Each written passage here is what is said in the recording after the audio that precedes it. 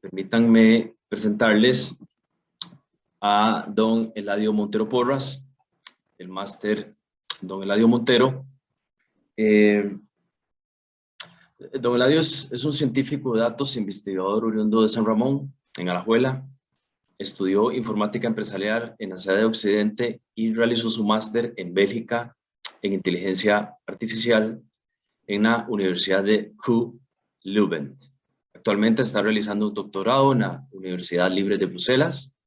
Se enfoca en estudiar la conducta humana a través de la cooperación con inteligencia artificial para alcanzar objetivos sociales a gran escala. Le gustan los problemas que combinan datos y la toma de decisiones en el ámbito social. También le gusta el café. Don Eladio reside en Bélgica y nos estará dando la charla Make the People Great Again, humanos en el foco de atención de la investigación científica. Gracias, don Eladio, por estar nuevamente con nosotros y adelante. No, bueno, muchas gracias por recibirme. Bueno, sí, como les mencionaba, muchas gracias por la introducción de nuevo. Make People Great Again, humanos en el foco de la atención de la investigación científica computacional. Entonces, vamos a tocar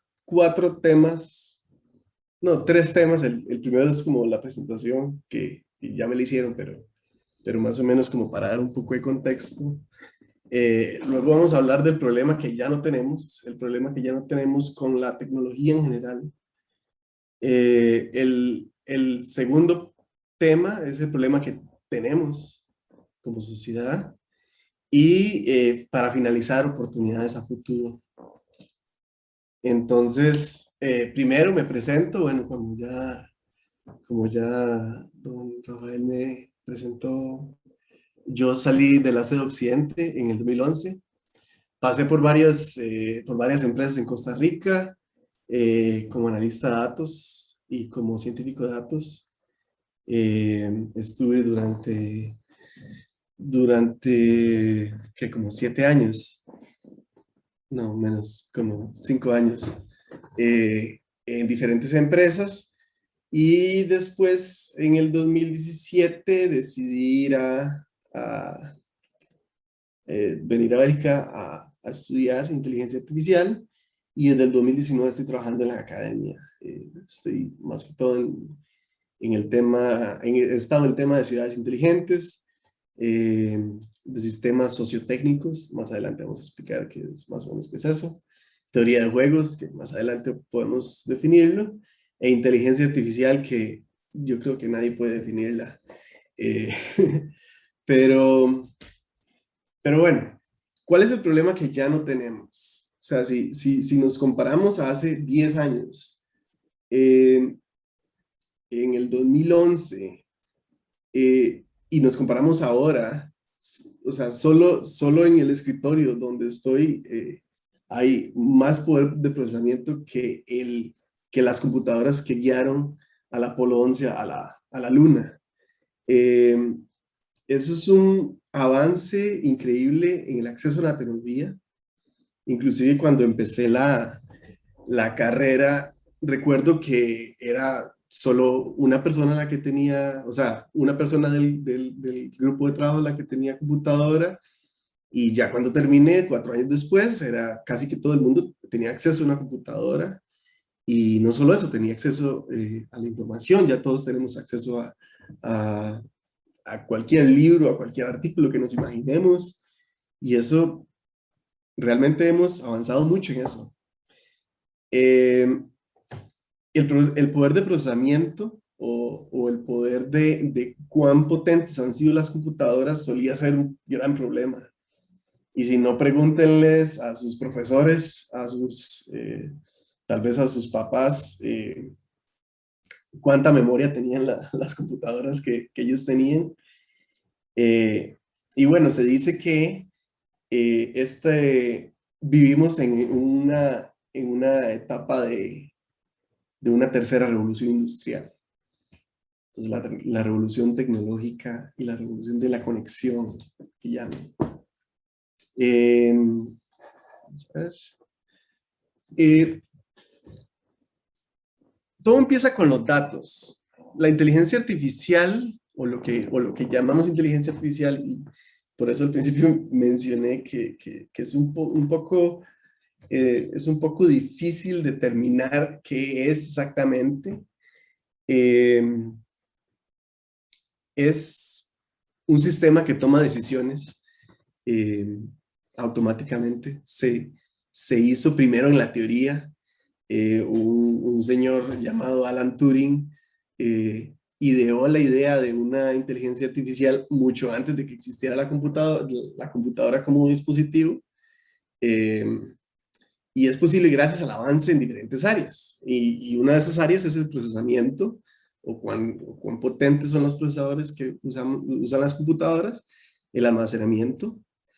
Pero al final la inteligencia artificial termina siendo estadística. O sea, son métodos relativamente simples, son métodos que son muy antiguos, muchos de ellos tienen varias décadas de haber existido. Y bueno, inclusive se han puesto on hold, como en espera, porque muchas veces son muy costosos. Pero básicamente logramos lo impensable. Entonces, un esfuerzo en conjunto para tener algoritmos muy eficientes y también hardware muy eficiente para hacer robots como no sé, este robot, este perro que la verdad creo que a la mitad de la gente le fascina verlo y a la mitad de la gente le da demasiado miedo. Yo estoy como en el medio. Somos capaces de hacer que las computadoras vean, somos capaces de hacer que los carros se conduzcan por sí mismos. Tenemos una experiencia personalizada en redes sociales que nos conoce mejor que nosotros mismos muchas veces. Tenemos acceso a todo el conocimiento de la historia en segundos y realmente logramos lo impensable. Entonces, quiero hacer como una parada aquí para ponernos a ver lo que sabemos hasta ahora. ¿Cuál es el problema que no tenemos? El problema que ya no tenemos es que ya la tecnología está disponible. Claro, hay mucho avance, todavía hay mucha investigación que se está haciendo en mejores algoritmos, más poder de procesamiento.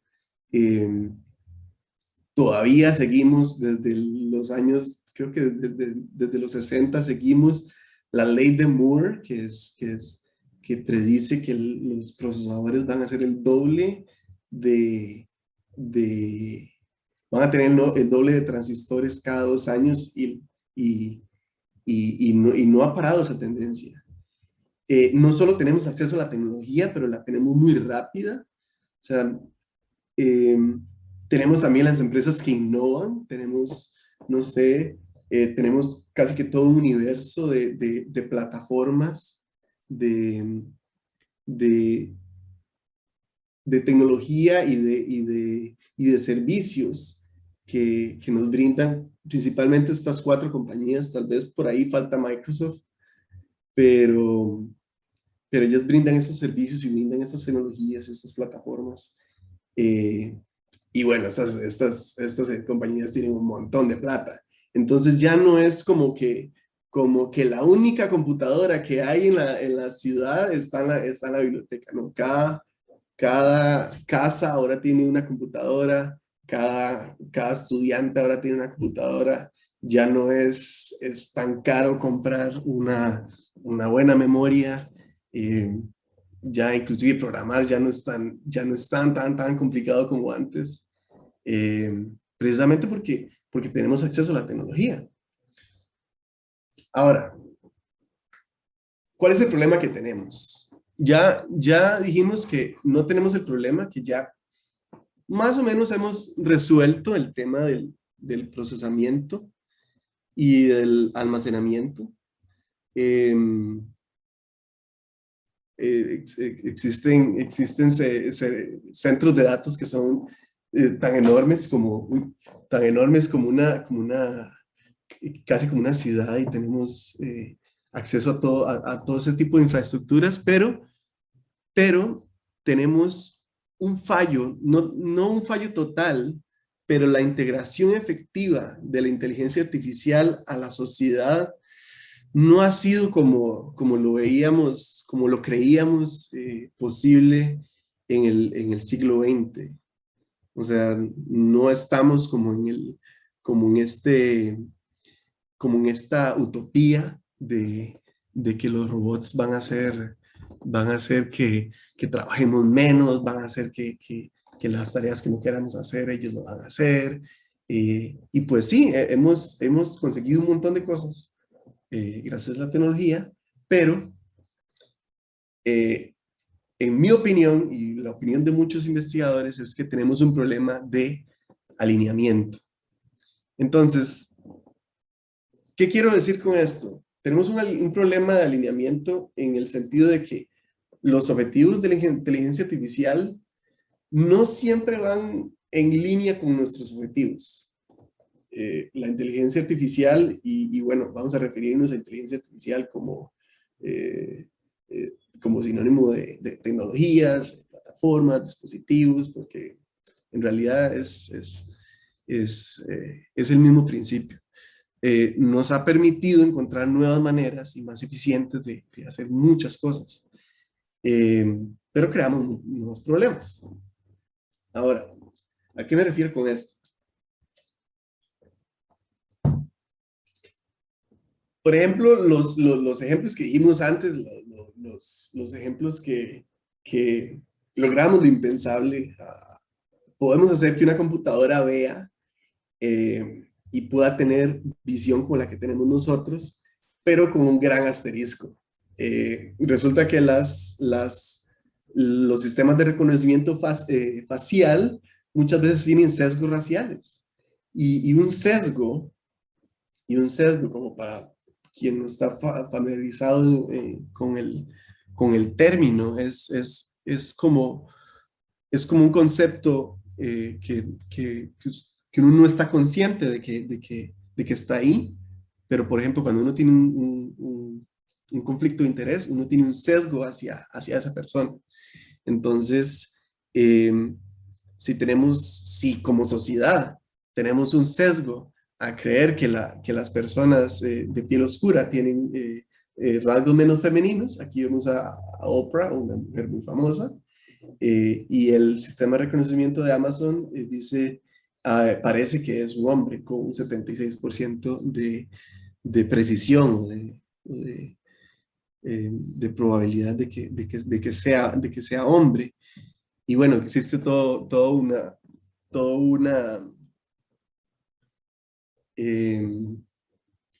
movimiento de gente que está pidiendo, que llaman una justicia algorítmica. Y pues para los que piensan que tal vez esto no es como un problema, recordemos que en muchos países se está implementando sistemas de vigilancia policial y sistemas en los que se identifica a la gente por su cara. Otro problema, los vehículos autónomos, no voy a decir que los vehículos autónomos tienen un problema como de eficiencia, realmente han tenido muy pocos accidentes, pero tienen un problema, un reto, que es el juicio. Y existe un problema filosófico muy famoso que se llama el trolley problem, que es básicamente, si usted tiene un acceso a un tren y usted tiene el control sobre ese tren, que prefiere matar a usted. Bueno, este tren no puede detenerse, entonces tiene que matar, no sé por qué, pero tiene que matar a alguno de estos dos, 5 personas o una persona. Entonces usted tiene la decisión de hacer que el, el tren este mate a 5 personas o a una persona, y existen un montón de versiones de este problema. Eh, Existe la versión en el que estas 5 personas son desconocidos y estos son conocidos, o por ejemplo esta donde la gente que va puede atropellar a unos perritos o puede elegir matar a los ocupantes para salvar a los perritos. Entonces, eso de nuevo es un problema. eh, más de como de, es un problema más filosófico que tienen los vehículos autónomos. Uno de los problemas. Eh, Luego, problemas legales, problemas de muchos juzgados en Estados Unidos tienen estos sistemas para soporte para toma de decisiones en los juzgados. Entonces, si va alguien eh, a juicio. Entonces, este sistema toma en cuenta cuáles son sus antecedentes penales, cuáles son por qué lo están deteniendo y todo. Entonces, de nuevo, se dieron cuenta que tienen un problema de sesgo racial. Por ejemplo, este ejemplo que es muy sonado en el tema de la justicia algorítmica que llaman. Eh, este, este individuo que tenía muchos más antecedentes penales y que tenía muchas ofensas subsecuentes, tiene un riesgo muy bajo versus este otro individuo de piel oscura que tiene menores ofensas y no tiene ofensas subsecuentes, pero tiene un riesgo de 8. Y el problema es que esos algoritmos funcionan como una caja negra. La gente no sabe por qué funcionan de esta manera. O por ejemplo, Dylan o Bernard no pueden decir, bueno, pero ¿por qué me asignó 10 y por qué me asignó 3? Tienen muy poca auditoría, tienen muy poca asistencia, tienen muy poca... eh, o sea, la gente no puede decir, hey, yo quiero saber cuál fue la toma de decisiones para que me dieran esta puntuación. Y bueno, también está el tema de la asistencia crediticia, que mucha gente, muchas entidades financieras usan sistemas que analizan sus expedientes para poder darle un crédito, ¿no? Y bueno, eso suena muy bien hasta que se da cuenta que también tienen sesgos. Eh, y ahora que estaba haciendo esta presentación, me estaba acordando de un cliente con el que trabajé, eh, que básicamente ellos tenían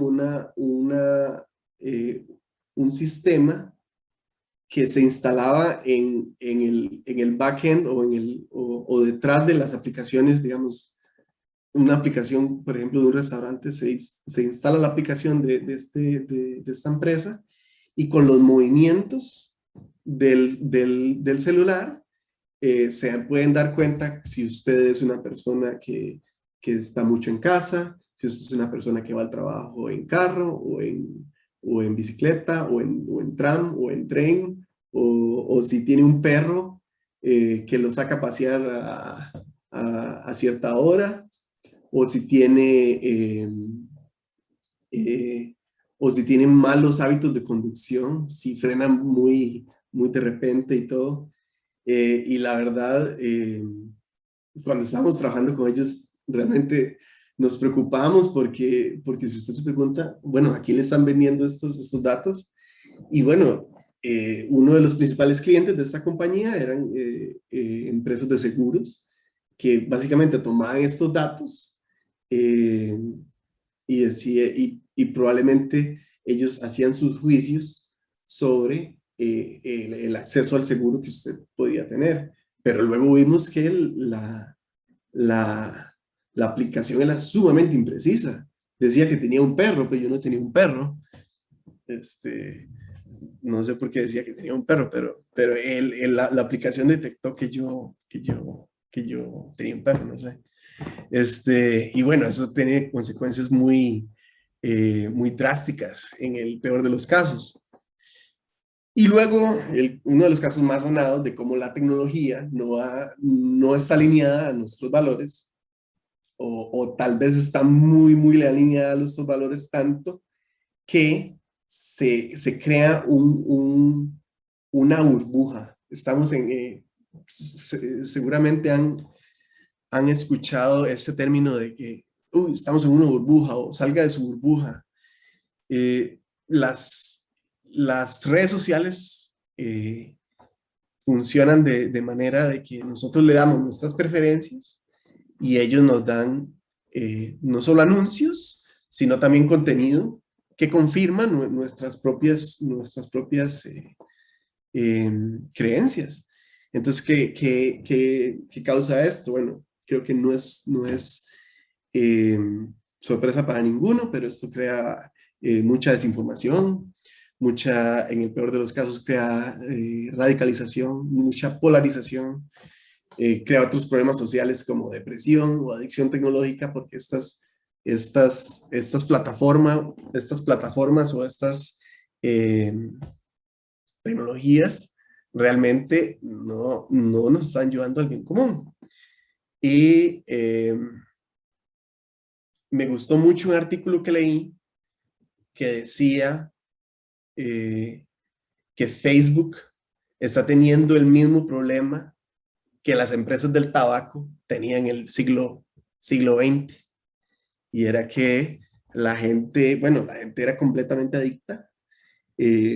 La industria tenía tanto dinero que podía hacer lobbying, podía hacer presión a los legisladores para pasar leyes a favor de sus industrias, y realmente no le hacían bien a nadie.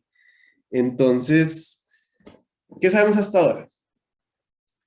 Todos estos ejemplos, como vimos, no son por falta ni de tecnología, ni de procesamiento, y tampoco son por falta de dinero. Mi hipótesis y lo que yo creo es que el problema de alineamiento hace que haya una crisis de la inteligencia artificial y que no sea a prueba de humanos. Eh, y que la regulación siempre va a ir por detrás de la innovación. Entonces hay un problema que se nos está yendo de las manos. Y en este momento aprovecho para hacer una pausa. No sé si hay preguntas hasta ahora, y aprovecho para tomar agua.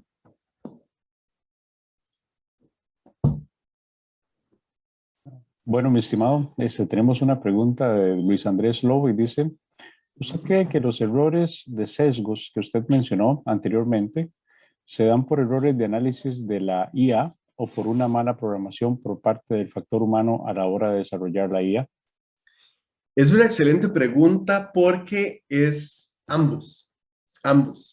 Muchas de estos sesgos, por ejemplo, fueron causados porque los datos que la inteligencia artificial que usaron para crear este sistema de conocimiento facial, por ejemplo, no incluía tantos rostros, por ejemplo, de personas negras o de mujeres, o inclusive menos de mujeres negras. Entonces, sí hay un sesgo que está embedido, como llaman, en los datos, pero también es un fallo en la manera en que los humanos, en que las personas que desarrollaron esto implementaron eh, la tecnología. Y gracias por hacer esta pregunta porque me lleva al próximo punto, que es el problema que tenemos. Entonces, el problema que tenemos ahora luce un poco más complejo, ¿no? estamos nosotros que como sociedad que interactuamos con la inteligencia, bueno, con la inteligencia artificial que aquí represento como un robot, pero pueden ser aplicaciones, puede ser el Alexa, puede ser los carros autónomos, pueden ser, no sé, todo tipo de tecnologías a las que tenemos acceso. Están un número reducido de compañías eh, que controlan el procesamiento, el almacenamiento y también las reglas que usan estos sistemas. Y nosotros también les estamos dando datos a estos sistemas. Como ven, esta relación es un poco unilateral. Nosotros solo interactuamos en esta parte, pero más para allá, como se maneja todo esto para arriba, nosotros no tenemos injerencia. Entonces, sí, es un problema, es un problema técnico, pero también es un problema de las personas involucradas en el desarrollo de esta tecnología, lo que me lleva a qué podemos hacer, porque a ver, no soy de los que piensan que la inteligencia artificial se va a hacer tan inteligente que nos va a destruir, eh, pero siento que este tipo de problemas no ayuda, no ayuda. Crea otro tipo de problemas. Afortunadamente existe un esfuerzo en paralelo e investigación en otras disciplinas para poder ayudar a que estas tecnologías y esta realidad, esta sociedad en la que vivimos totalmente conectada,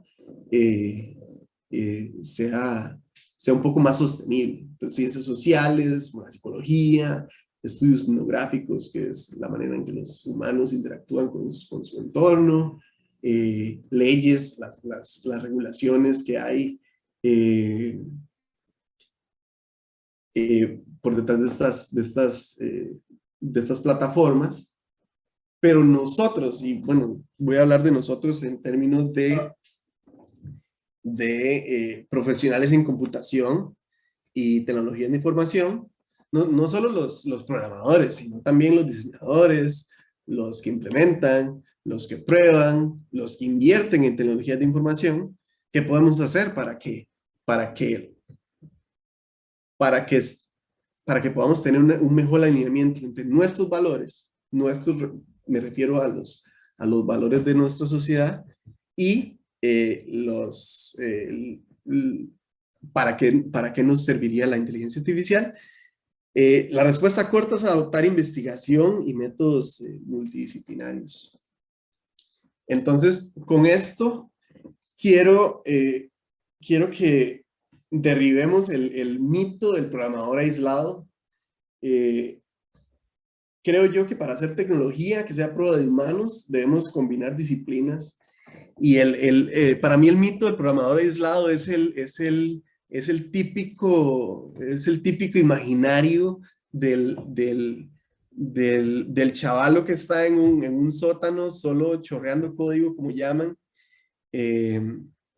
sin tener un contacto con los demás, porque seamos realistas, o sea, la tecnología que estamos haciendo, mucha de ella estamos interactuando con ella, o sea, está siendo puesta en la sociedad. Y bueno, esta no es la primera vez que pasa. Por ejemplo, no solo es importante saber programar en el ámbito específico de la programación, pero también hay que saber un poco de diseño. Entonces, me acuerdo que yo era malísimo en diseño, y bueno, todavía lo soy un poco. Pero el problema es que cuando todo lo que tenemos es un martillo, todo problema luce como un clavo. Y esto es increíblemente común en el ámbito de la ciencia de datos. Todo problema que hay en el mundo, y soy culpable de eso porque he estado en proyectos donde todos los problemas que hay se resuelven con un modelo predictivo. de aprendizaje automático, de machine learning, y no, o sea, muchas de esas soluciones se resuelven con una solución más integral. Entonces, vamos a dar un ejemplo, que son las ciencias sociales computacionales. Este no es el único campo multidisciplinario que hay, pero es el campo en el que yo estoy y del que me gusta hablar. Es el campo que estudia las relaciones sociales y conductuales apoyados por métodos computacionales. Entonces, nosotros, o al menos los graduados de Ingeniería en Computación, Informática Empresarial, estamos acá, ¿verdad? También están los de las ciencias exactas, física, matemática, que también apoyan. Y, por último, las ciencias sociales, que vienen a decir, ok, lo que ustedes pueden desarrollar y lo que ustedes pueden modelar, realmente les sirve a la sociedad, realmente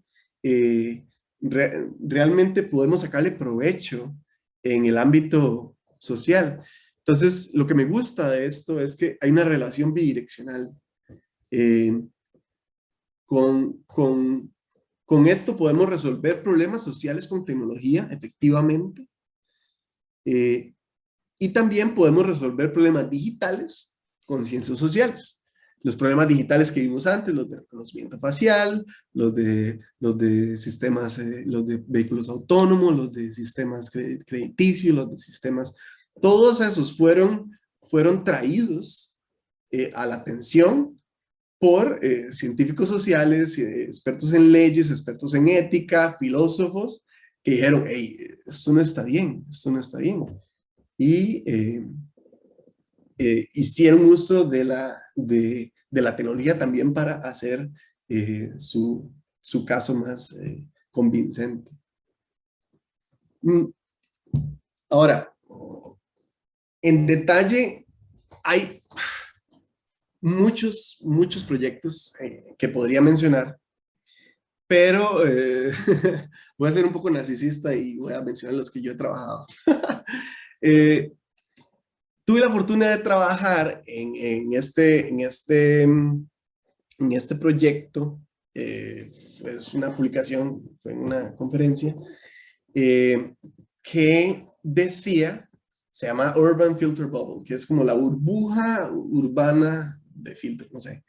Pero básicamente lo que intentaba responder es cómo Google Maps afectan nuestra experiencia en las ciudades. Entonces el experimento era muy sencillo, muy sencillo. Entonces, si cada uno de ustedes en su casa buscan restaurantes en San José, o en San Ramón, o en donde sea, estoy seguro que a cada uno de ustedes les van a salir resultados diferentes. Aunque estén buscando por restaurantes, les van a salir en resultados diferentes y en orden diferente. Nosotros hicimos este experimento ubicándonos en diferentes puntos de la ciudad, ubicándonos en diferentes puntos de Bélgica y buscando las mismas cosas en Google Maps, y encontramos que restaurantes, por ejemplo, aquí el mapa, bueno, esto es Bruselas, este es el casco central, esto es como las afueras. El morado representa solo los resultados que mostraron para las búsquedas en holandés, o sea, los que están en el casco central. Los verdes que están acá en francés, o sea, los que están acá, y amarillo fueron los que mostraron para ambos. Entonces, la hipótesis que esta colega quería ver era si Google Maps nos recomendaba cosas diferentes a nosotros, entonces todas las personas holandesas van a venir acá y todas las personas francoparlantes van a venir a otro lado de la ciudad. Entonces, Si estas personas vienen de Holanda y estas personas vienen de Francia, por ejemplo, son turistas, van a tener una experiencia muy diferente de Bruselas, moldeada por Google Maps. Como no tenemos acceso al algoritmo de Google Maps, entonces no sabemos cómo realmente el turista promedio, por ejemplo, experimenta una visita a Bruselas. Pero bueno, fue una primera aproximación. Para esto utilizamos muchos métodos computacionales para poder hacer estos gráficos y bueno, fue uno de los proyectos en los que trabajé. Voy a dar una pincelada a lo que estoy haciendo de doctorado, que es teoría de juegos, que es una rama de la economía que estudia la toma de decisiones. Entonces, muchas de las decisiones que tomamos en el día a día es un balance entre el beneficio propio y el beneficio de los demás. Este ejemplo que les presenté antes es un proyecto que ha sido, o sea, es muy famoso en el campo de las ciencias de datos, ciencias sociales computacionales, que se llama la máquina moral, que básicamente da muchos escenarios para ver cuáles son nuestras preferencias y cuáles son, o sea, a qué le damos valor. Por ejemplo, un ejemplo,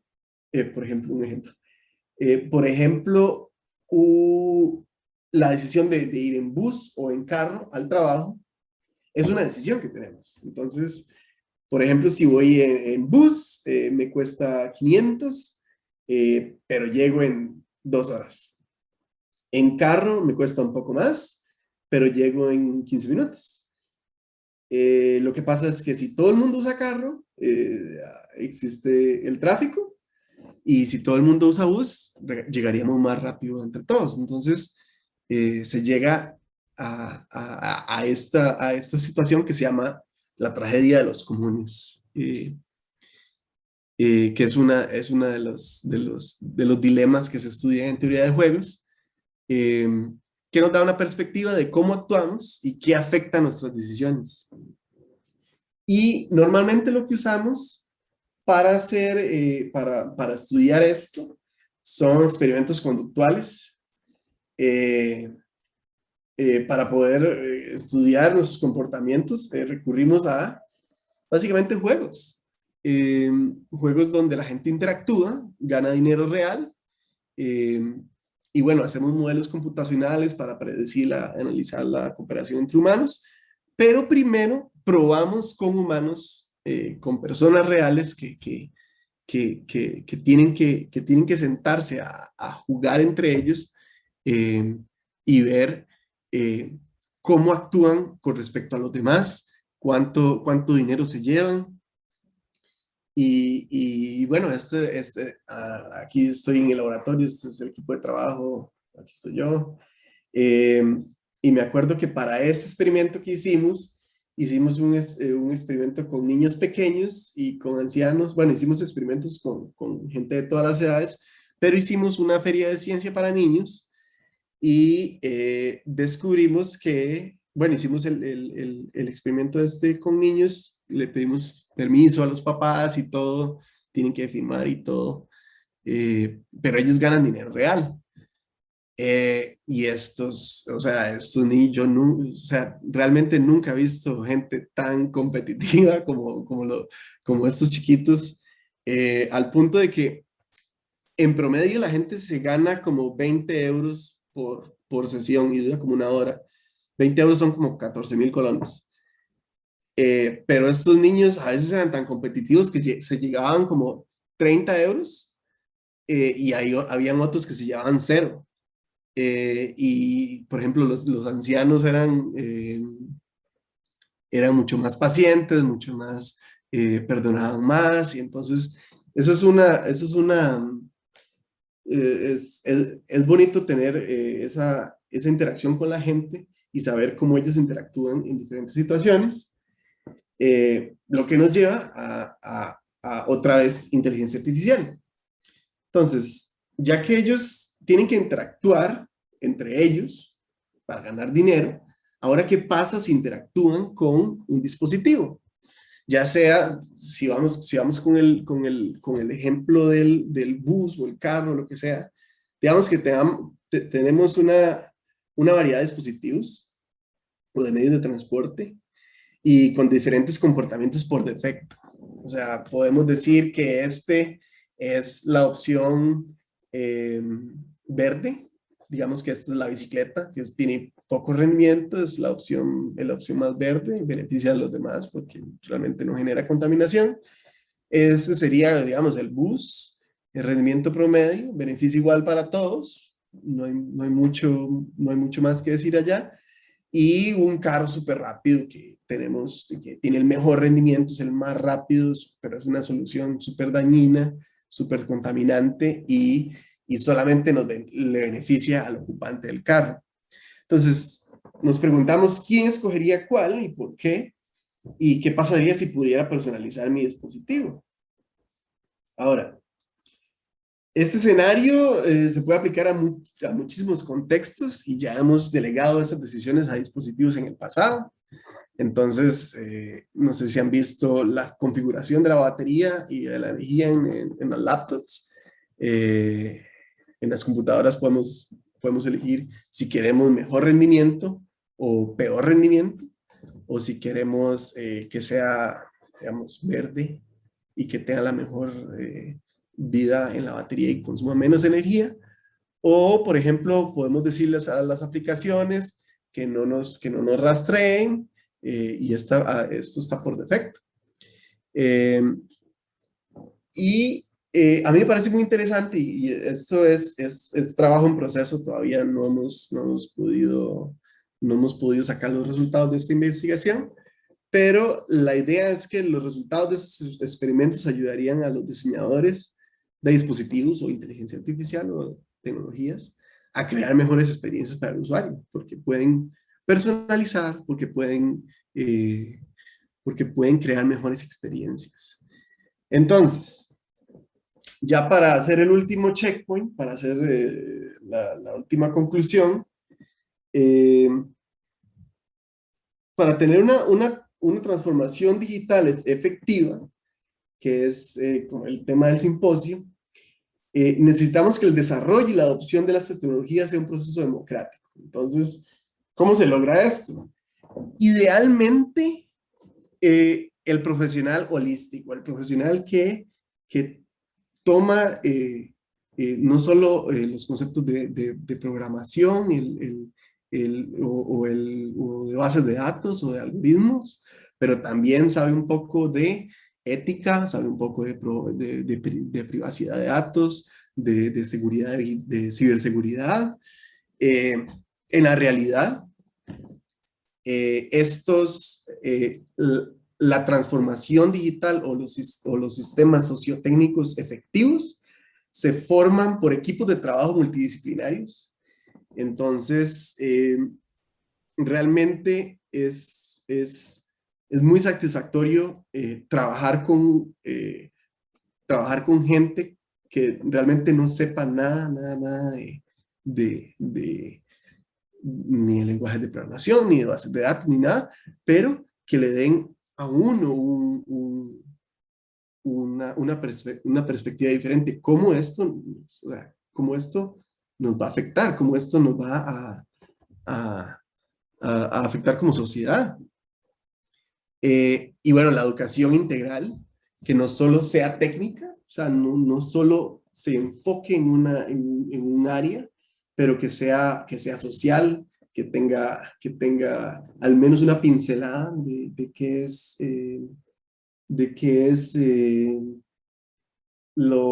las implicaciones legales de lo que estamos haciendo, de las implicaciones legales de la tecnología en la que estamos invirtiendo, que estamos probando. Y bueno, podemos no parar ahí, podemos ver cuáles son las implicaciones ambientales. Y bueno, esta no es la única solución. no es la única solución, porque como decía antes, para mí la regulación es una de las soluciones más efectivas para frenar que hayan tecnologías que no vayan de acuerdo a nuestros valores, pero es un comienzo. Entonces, como profesionales, me, me, me parece que debemos buscar otras disciplinas y salir de la zona de confort para poder crear esta llamada transformación digital efectiva. Y aquí finalizo mi presentación. Aquí estoy en la sede Occidente. Bueno, aquí estamos todos. Aquí estoy rendido yo por la presión del semestre.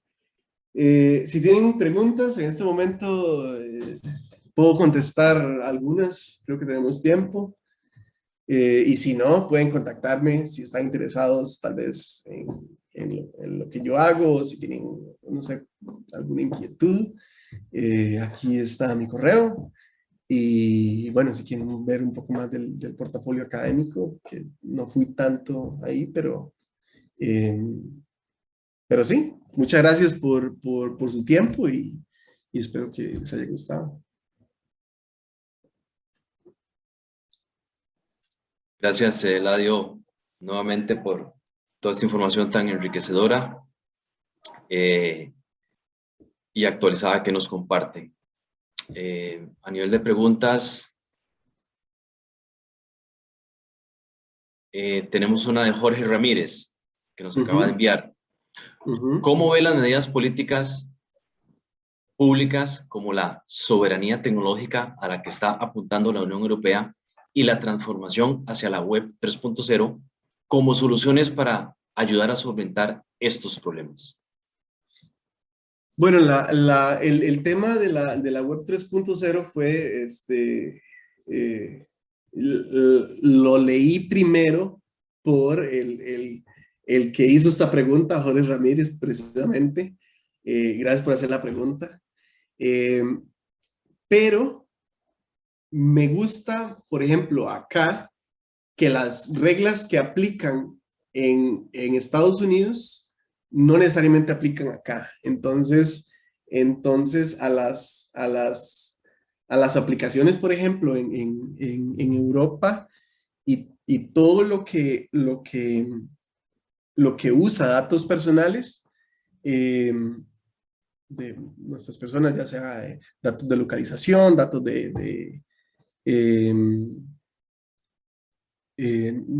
datos personales, todo esto tiene que ser aprobado y es sumamente regulado por esta ley que se llama GDPR y realmente ha sido muy efectiva en términos de regular esto.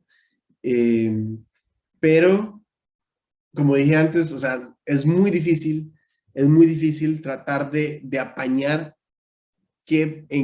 hacia dónde vamos y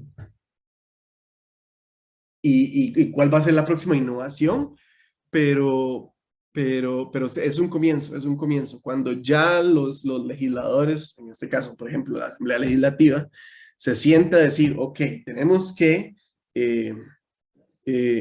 hacer un comité sobre privacidad de datos y el uso de datos personales por empresas. Por ejemplo, siendo la pregunta de Jorge sobre soberanía digital, creo que es un comienzo. O sea, creo que tener algo es mejor que no tener nada. Entonces, además del tema que yo quería apuntar en esta exposición, creo que la regulación y la infraestructura como la Web 0.0 juegan un rol muy importante. Espero haya quedado claro. Voy a dejar de compartir pantalla. Ay, no. Stop share. Ajá. No sé si hay otra pregunta. De momento no. Denme un Ok. segundo para validar. Don Alberto, veo que tiene usted la mano levantada. No sé si fue previamente que no las... Denme un segundo. Bueno, Alejandro nos dice buenísima charla. Muchas gracias. Presentación muy informativa. Parte de los comentarios, excelente, de mucho interés. Creo que Beatriz Talavera tiene una pregunta. A ver ¿Me si escuchan? Sí, Alberto, te escuchamos. Adelante. bueno. Ok, gracias. Eladio, un placer saludarte. Muchísimas gracias Igual. por tu colaboración. Yo estoy aquí, bueno, estamos en Asamblea de Sede, he estado siguiendo tu charla en la medida de lo posible y está súper interesante. Gracias. Quería más bien, más que una pregunta, es tal vez pedirte que nos contaras un poquito, pensando también en los estudiantes que a veces nos preguntan sobre posibilidades de estudiar en el extranjero, que tienen ganas de ir al extranjero a estudiar, sacar posgrados así. Tal vez nos contes un poquito sobre tu experiencia allá en Bélgica, cómo ha sido estudiar allá, cómo ha sido Ok. un poquito de esa parte. Pues, Sí, sí. no, todo bien. Pues ha sido muy enriquecedor. Realmente, sí siento que la formación que teníamos sí ha sido bastante, fue suficiente como para dar ese segundo paso, por ejemplo, para hacer una maestría. Eh, pero para mí, creo que dar el paso, como buscar otras oportunidades, es muy enriquecedor si es lo que se quiere. Digamos, en este caso yo tenía como esta inquietud de tal vez ya no trabajar para alguna empresa, sino trabajar como para como para alguna otra causa un poco más social. Entonces la academia fue la respuesta para esto, porque ellos tienen plata para eso. En ese caso, hacer un doctorado acá y en Holanda y en Alemania es un poco más, es un poco más fácil porque ellos le dan un salario a uno eh, con el cual uno puede vivir, no es como que tengo que conseguir una beca. eh, que en la práctica sí es una beca, pero, pero con esa beca uno puede sobrevivir acá, entonces es mucho más accesible. Pero sí, creo que la mejor manera es como de empezar a buscar cuál, cuál es su interés, qué es lo que quiero hacer y qué es lo que quiero hacer que no puedo encontrar, por ejemplo, en Costa Rica. Y, y no sé si entre los que están ahí, los participantes está Kendrick, pero él fue como de los que me dijo, bueno, no, mándese, madre. Ahí veo, ahí vemos. Y muchas veces sucede así, muchas veces sucede de que uno se manda y bueno, con las medidas eh, como para minimizar el riesgo, pero muchas veces hay cosas que simplemente suceden ahí. Pero realmente, si tienen alguna pregunta, si quieren que les ayude con algo, me pueden contactar al correo. Este, ahí está Kendrick. Si quieren, le pongo el correo acá. Si tienen alguna pregunta, con mucho gusto, en lo que les pueda ayudar. Súper bien, muchísimas gracias, Eladio. Un gusto saludarte.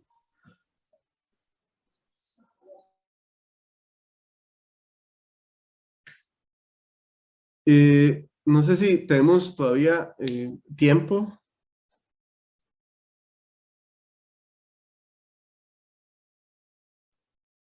Bueno, Eladio, en realidad agradecerte de verdad, de todo corazón por tu tiempo.